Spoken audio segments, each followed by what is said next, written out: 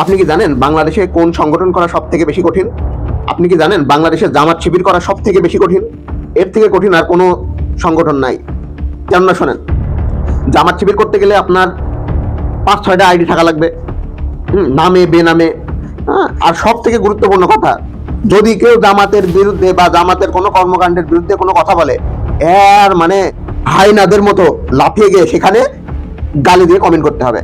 মানে যে যত গালি পারেন, ইসির বাইসটা তার বাইসটা মানে এমন কোনো গালি নেই।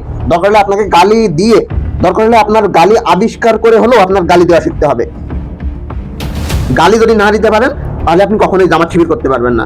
আবার শোনেন, আপনি যদি কমেন্টে গালি দিতে না পারেন, আপনার যদি লজ্জা করে সবার সামনে গালি দিতে, যে না এ ধর্মকম্ম করে, অন্য কেউ দিকে ফেলবে, যদি আপনার 2-1টা রিয়েল আইডি হয়, তাহলে যার দেখছেন হয় তার ইমেল আইডি আছে, নাম্বার আছে, হয় নাম্বারে কল দিয়ে গালি দেবেন, নয়তো ইমেল করে গালি দেবেন। মানে গালি দিয়া থামাবে না, মানে গালি দিয়া থামাবেন না, যেভাবে হোক গালি দেওয়া লাগবে।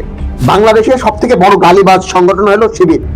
এই জামাত শিবির গালি দিয়ে দিয়ে এদের মুখে যে কত হাজার পরিমাণ গালি আছে, এরা চাইলে নিজেরা একটা গালির ডিকশনারি খুলে ফেলতে পারে।